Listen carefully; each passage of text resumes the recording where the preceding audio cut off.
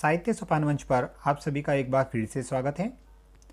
आज हम माध्यमिक शिक्षा बोर्ड राजस्थान की कक्षा 12 की हिंदी अनिवार्य की पुस्तिका सृजन के पद्यखंड के बारे में चर्चा कर रहे हैं और इसमें जो अध्याय 5 है वीर रस के कवित्व कवि भूषण द्वारा रचित, उसके बारे में आज अध्ययन करेंगे। इसमें सबसे पहले कवि भूषण द्वारा रचित इनके जो कवित्व हैं वो पढ़ने से पहले हम इनका परिचय पढ़ लेते हैं। कवि भूषण, इनका जन्म सन 1613 ईस्वी में और इनका निधन 1715 ईस्वी में हुआ। रीतिकाल की श्रृंगार प्रधान काव्य सरिता में वीर रस की प्रबल धार बहाने वाले कवि भूषण का जन्म उत्तर प्रदेश के कानपुर के तिकमामपुर गांव में हुआ था। उनके पिता रत्नाकर त्रिपाठी थे। इनका मूल नाम घनश्याम था तथा भूषण इनकी उपाधि थी। जो रीतिकाल में प्रसिद्ध कवि है चिंतामणि और मतीराम, वो भी इन्हीं के भाई थे। इन्हें छत्रपति शिवाजी और छत्रसाल महाराज के दरबार में विशेष सम्मान प्राप्त हुआ। कवि भूषण की रचनाओं में शिवराज भूषण, छत्रसाल दशक, शिवा बावनी, भूषण हजारा, भूषण उल्लास आदि का उल्लेख किया जाता है। इनकी सर्वाधिक प्रसिद्ध रचना है शिवराज भूषण है। भूषण की रचनाओं में राष्ट्रीयता की भावना, वीरता के उद्गार व ओज गुण का वैशिष्ट्य यानी ओज गुण की विशेषता दिखाई देती है। कवि की वाणी देशवासियों के लिए आज भी प्रेरणादायी है। अब प्रस्तुत पाठ में कविवर भूषण के 5 कवित्व लिए गए हैं। कवित्व एक छंद है जिसमें प्रत्येक चरण में 31 वर्णों की आवृत्ति होती है। शिवाजी जब युद्ध के लिए प्रस्थान करते हैं तो संसार भर में खलबली मच जाती है। धूल के गर्द में सूर्य तारे के जैसा लगने लगता है। समुद्र थाली में रखे पारे की तरह प्रतीत होता है। औरंगजेब के दरबार में समुचित सम्मान न पाकर क्रोध से उबलते शिवाजी का रौद्र लाल मुख देखकर शिवाजी का मुख काला व उसके सिपाहियों का मुख भय से पीला पड़ जाता है। शेषनाग विधाता यानी करतार यानी ईश्वर व यमराज के दायित्वों को असल में तो शिवाजी ही निभाते हैं। शिवाजी का शत्रुओं पर आधिपत्य ऐसा है जैसे इंद्र का जंबासुर पर, बड़वा नल यानी समुद्र की आंख जो होती है वो बड़वा नल का सागर पर, राम का रावण पर, वायु का बादलों पर, शंकर का कामदेव पर, परशुराम का सहस्रबाहु पर, दावाग्नि का वृक्षों पर, चीते का मृग समूह पर, शेर का हाथियों पर, प्रकाश का अंधकार पर व श्री कृष्ण का कंस पर है। इसी प्रकार कवि शिवाजी की तुलना गरुड़, इंद्र, शिव, बाज व सूर्य से करता है। कवि मानता है कि सूर्य के समान नवखंड भूमंडल पर सर्वत्र शिवाजी का वर्चस्व है। अब इन कवित्वों को पढ़ने से पहले हम शब्दार्थ देखते हैं इसके। करबाल, इसे करतार भी कहते हैं। करबाल करतार ईश्वर को कहते हैं और करबाल यानी तलवार, कटार। चतुरंग यानी हाथी, घोड़ा, पैदल या और रथ से सम्मिलित जो सेना है। शैल यानी पर्वत, निरखी यानी देखकर, आबाद यानी फलना फूलना, द्विजराज यानी परशुराम, साजी यानी सजी या सजना, उल्सत यानी उखड़ना, स्याह यानी काला, दावा यानी प्रभुत्व, रति नाह रति के स्वामी वो है कामदेव, जंग यानी युद्ध, नाद यानी आवाज या शोर, पातशाही यानी बादशाहत, मजहब यानी धर्म, मल्लेच्छ यानी मुगल, दिग्नाग यानी दिशाओं के हाथी। अब हम पढ़ते हैं वीर रस के कवित्व। पहला कवित्व देखिए। साजी चतुरंग सेन अंग में उमंग धारी, सरजा शिवाजी जंग जीतन चलत है। भूषण बनत नाद विहद नगारन के, नदी नद मद गैबरन केरलत है। ऐल फैल खेल भैल खलक में गैल गैल, गजन की ठैल पैल सैल उलसलत है। तारा सो तरणी धुरी धारा में लगत जिमी, थारा पर पारा पारवार यों हलत है। अब देखिए इसमें इसका अर्थ। यहाँ पर सारांश रूप में यदि हम देखें इस कवित्व में तो यहाँ पर शिवाजी जब शत्रु पक्ष पर आक्रमण करने के लिए जैसे ही अपनी सेना के साथ में रवाना होते हैं तब उनकी सेना में कैसा उत्साह होता है वो यहाँ पर दिखलाया गया है। साजी चतुरंग सेन यानी सजी हुई चतुरंगिनी सेना के साथ में, सभी सेनाओं के अंगों के साथ में उमंगधारी अत्यधिक उमंग के साथ में सरजा शिवाजी जंग जीतन चलते हैं, यानी सरजा प्रमुख जो स्थान दिया गया है शिवाजी को, तो शिवाजी अपने शत्रु पक्ष पर विजय प्राप्त करने के लिए अपनी चतुरंगिनी सेना के साथ में अत्यधिक उमंग के साथ में वह युद्ध में प्रवेश करते हैं। भूषण बनत नाद विहद नगारन के नदी नद मद गैबरन के लड़लत है। देखिए उस समय उस दुर्ग से जब वो सेना प्रवेश करती थी, बाहर जाती थी, तब उस समय भैरव राग जो होता है, नगाड़ों की ध्वनि, वो घोर घनघोर आवाज में वो बजती थी और वो बहुत ही सुशोभित अच्छी लगती थी। नदी नद मद गैबरन के रलत है, मद यानी नशा, तो ऐसा लगता था हाथियों की सेना, वो मदमस्त हाथी जो होते थे, उनके सर से टपकने वाला मद यानी नशा जो था, उससे जैसे वो पूरी पूरी नदी या नद बह रहा हो। एल फैल खेल भेल खलक में गैल गैल, ऐसा लगता है जब अत्यधिक पशुओं के साथ में जब ये हाथी घोड़े सभी ये निकलते, तब एक दूसरे को वह भीड़ के साथ में जैसे वह निकलते थे, तो गैल गैल यानी छोटे छोटे मार्ग से जब वह पूरे सेना जब निकलती थी, तो अत्यधिक ही भीड़ भाड़ वाला वातावरण हो जाता। गजन की ठहल पहल सैल उछलत है, उस समय हाथियों की सेना के साथ द्वारा जब वह तेज गति के साथ में चलते थे, तो उनके पैरों के द्वारा उनके पीछे की ओर धूल के गुबार इस प्रकार से उड़ाए जाते जैसे कि कोई पहाड़ के पहाड़ उड़ रहे हों। तारा सो तरणी धूरी धारा में लगत जिमी, उस समय अत्यधिक धूल का गुबार उड़ने के कारण दिन में भी सूर्य छिप जाता था, या फिर उसका प्रभाव ऐसा हो जाता जैसे वह रात्रि में चमकने वाले तारे के समान वह दिखाई देने लगता था। थारा पर पारा पारा वार यों हलत है, और यह तो ऐसा दृश्य ऐसा दिखाई देता जैसे कि समुद्र अत्यधिक कंपायमान के होने के साथ में ही वह अत्यधिक गर्जना कर रहा हो, और जैसे समुद्र में जैसे घोर गर्जना के साथ में वह जो जल हिलता है, उसी प्रकार से यहाँ पर एक और उपमा दी है कि थाली में, बड़े से थाल में जैसे किसी ने पारा डाल दिया हो, पारा धातु, और वह उसे कहीं पर ले जा रहे हो, तो वह उसके माध्यम से वह हिलता है पारा। तो यहाँ पर वह ऐसा दृश्य दिखलाया है कि शिवाजी के प्रभाव से ऐसा भयंकर वातावरण वहाँ पर देखने को मिलता है। दूसरा पद देखिए, दूसरा कविता। सबन के ऊपर ही ठाडो रही बे के जोग, ताई खरो कियो 6000 के नियरे, जानी गैर मिसिल गुसीले गुस्सा धारी मन, कीनो ना सलाम न वचन बोले सियरे, भूषण बनत महावीर बल कन लाग्यो, सारी पातशाही के उड़ाए गए जियरे, तमकते लाल मुख शिवा को निरखी भय, श्याम मुख नौरंग सिपा मुख पियरे। अब देखिए इसमें जब शिवाजी को औरंगजेब के द्वारा आमंत्रित किया गया था, तब शिवाजी वहां पर गए, लेकिन औरंगजेब के द्वारा शिवाजी के साथ में सम्मानपूर्वक व्यवहार नहीं किया गया, उसका यहाँ पर दृश्य दिखलाया है। तो देखिए क्या है, सबन के ऊपर ही ठाडो रही बेके जो, जिसे सबसे ऊपर बैठाने योग्य सम्मान दिया जाना था, अर्थात शिवाजी को सबसे ऊंचा स्थान दिया जाना था, लेकिन ताही खरो कियो 6000 न के निये, लेकिन औरंगजेब ने वो उनका अपमान करने के लिए शिवाजी को 6000 का मनसबदार जो थे, 6000 के सैनिक जिनके अधीन रहते थे, ऐसे मनसबदार राजाओं के साथ में उनको खड़ा कर दिया। जानी गैर मिसिल गुसीले गुस्साधारी मन, और जब उन्होंने इस प्रकार से अपमान अपना देखा शिवाजी ने, गुस्सेले, तब उन्हें अत्यधिक गुस्सा आया, गुस्साधारी मन, और मन में भी बहुत ज़्यादा क्रोध आया। कीनो ना सलाम न वचन बोले सियरे, उस समय उन्होंने न तो औरंगजेब को सलाम किया और न ही किसी प्रकार का अभिवादन के वचन बोले।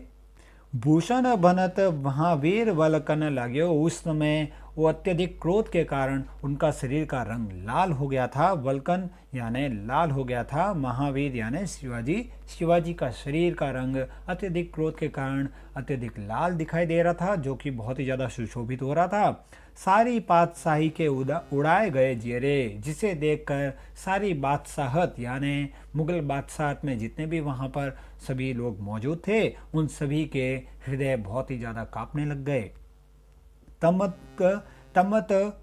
के लाल मुख, उनका चेहरा बिल्कुल लाल हो चुका था। शिवा को निरखी भय, शिवाजी के लाल चेहरे को देखकर श्याम मुख नौरंग, नौरंग यानी औरंगजेब, औरंगजेब का चेहरा का रंग जो है काला पड़ गया।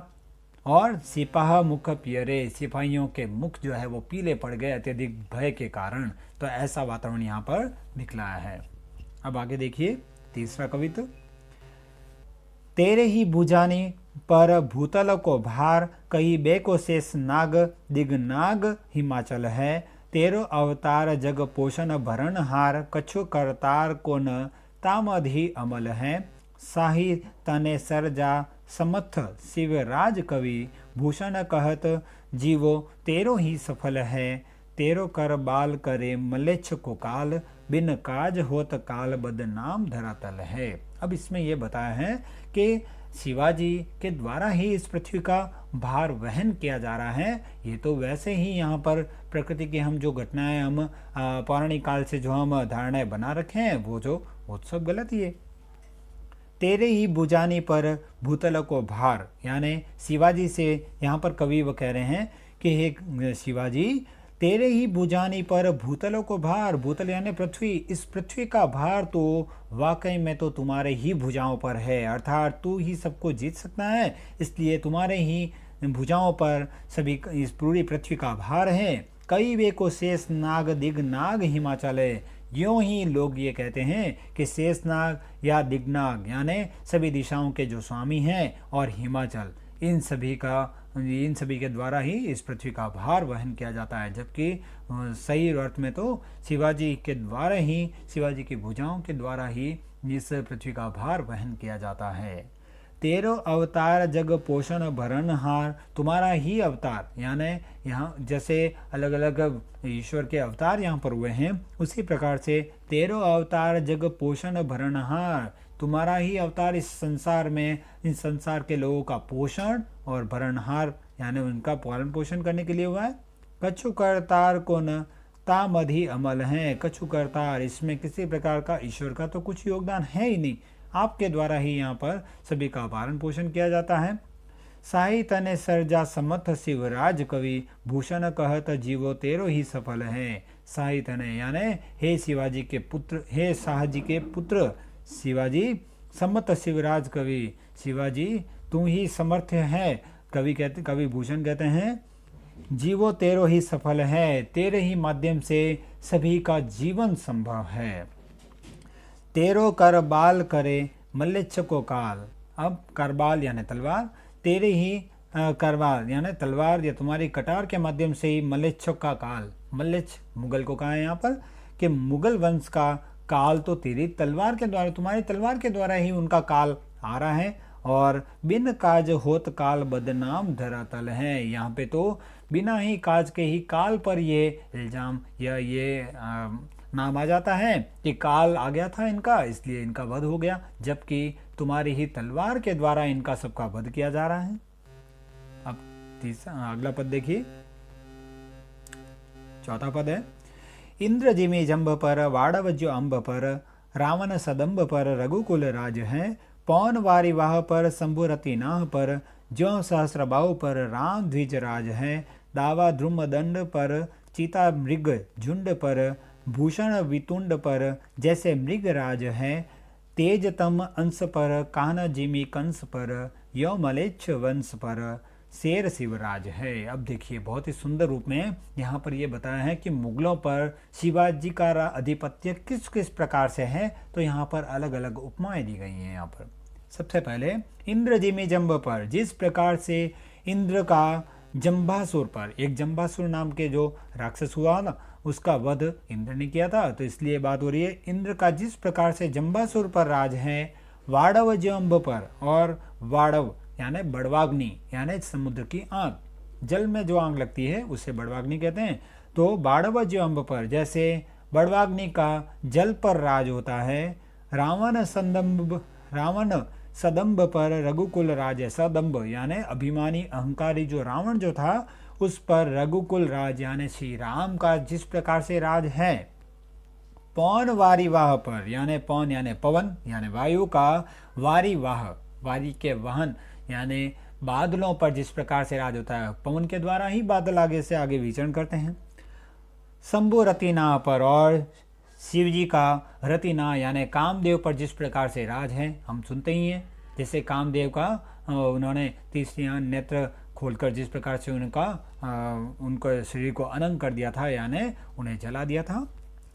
आगे, जो सहस्त्रबाहु पर राम द्विज राजे, जिस प्रकार से सहस्त्रबाहु नाम का जो क्षत्रियवंशी राजा जो थे और उन पर राम द्विज राज अर्थात परशुराम जी का जिस प्रकार से राज हुआ, यानी उन्होंने उसका वध किया। दावा ध्रुम दंड पर, ध्रुम दंड यानी दावानल, यानी जंगल में जिस प्रकार से पेड़ों के झुंड पर जिस प्रकार से दावानल भड़कता है, जंगल की आंख फैलती है और उसका राज होता है वहाँ पर। चीता मृग झुंड पर, और मृग यानी हिरणों के झुंड पर चीते का जिस प्रकार से आधिपत्य होता है, अधिकार होता है। भूषण वितुंड पर, जैसे मृगराज है, मृगराज यहाँ पर शेर को कहते हैं और वितुंड हाथी को कहते हैं। जैसे हाथियों के समूह पर शेर का राज होता है, सिंह का राज होता है। तेजतम अंश पर, और तेज यानी प्रकाश, प्रकाश का अंधेरे पर जिस प्रकार से राज होता है। और कान्हा जिमी कंस पर, श्री कृष्ण का जिस प्रकार से कंस पर उनके ऊपर वह आधिपत्य उन्होंने पाया। यो मलेच्छ वंश पर शेर शिवराज है, उसी प्रकार से मुगल वंश पर शेर की भांति शिवाजी का आधिपत्य यहाँ पर कायम है। अब अंतिम पद देखिए।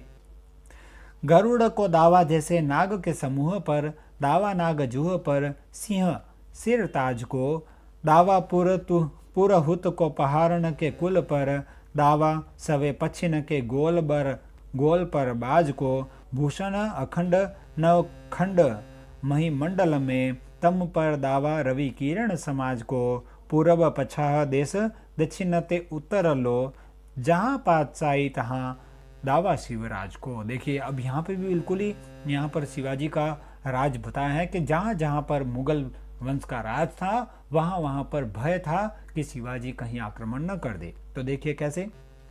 गरुड़ को दावा, जैसे नाग के समूह पर, दावा यानी अधिकार।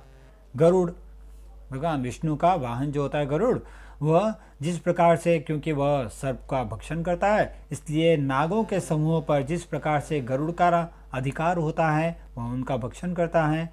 दावा नाग जूह पर सिंह सिर ताज को, ध्यान दे नाग शब्द के यहाँ पर दो अर्थाएं हैं, सर्प भी होता है और हाथी भी होता है। तो यहाँ पर दूसरी पंक्ति में यहाँ वह हाथी आ रहा है। दावा नाग जूह पर यानी हाथियों के झुंड पर, सिंह सिर ताज को यानी शेर का राज जिस प्रकार से होता है। दावा पुरहुत को पहाड़न के कुल पर, जिस प्रकार से पहाड़ों के अत्यधिक कठोर वज्र के समान जो पहाड़ हैं कठोर, उन पर पुरहुत यानी इंद्र द्वारा अपने वज्र के द्वारा प्रहार से उससे खंडित किया जा सकता है।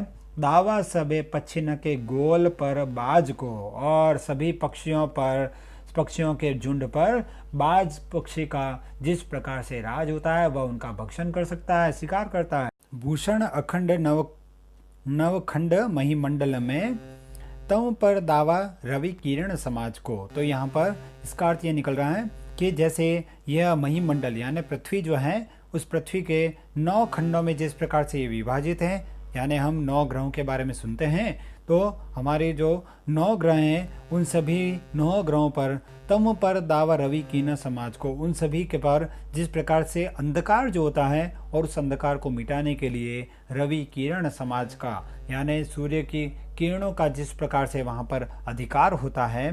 पूर्व पछाह ते देश दक्षिण ते उत्तर लो, यानी पूर्व से पश्चिम तक, देश दक्षिण ते उत्तर लो, जिस प्रकार से उसी प्रकार से मतलब बता रहे हैं पूर्व से लगाकर पश्चिम तक और दक्षिण से लगाकर उत्तर तक, जहाँ जहाँ पे भी जिस भाग पर भी बादशाही यानी जहाँ पर मुगल वंश का राज था, तहाँ दावा शिवराज को, वहाँ पर शिवाजी का भय हर समय उस समय आतंक बना हुआ था, यानी शिवाजी के माध्यम से वे सभी डरे हुए थे। तो यहाँ पे हमने इन सभी कवित्व छंदों के बारे में, कवित्वों के बारे में पढ़ा है। तो आज इसके पश्चात इसके प्रश्नोत्तर है वो भी देख लेते हैं। बनत शब्द का अर्थ है यहाँ पर सजना। कवि किसके भुजाओं पर धरती का भार मानता है? तो शिवाजी की। भूषण के संकलित छंदों में कौन सा रस है, तो यहाँ पर वीर रस है। और कौन सा गुण है, तो यहाँ पर ओज गुण है। कवि भूषण की 2 रचनाओं के नाम बताइए, तो हमने अभी पढ़ा था शिवराज भूषण, शिवा बावनी, छत्रसाल दशक, ये सभी इनकी ही रचनाएं हैं। तो आज हम यहाँ तक पढ़ेंगे और अगले वीडियो में हम अगले कवि के बारे में अध्ययन करेंगे। तब तक के लिए धन्यवाद।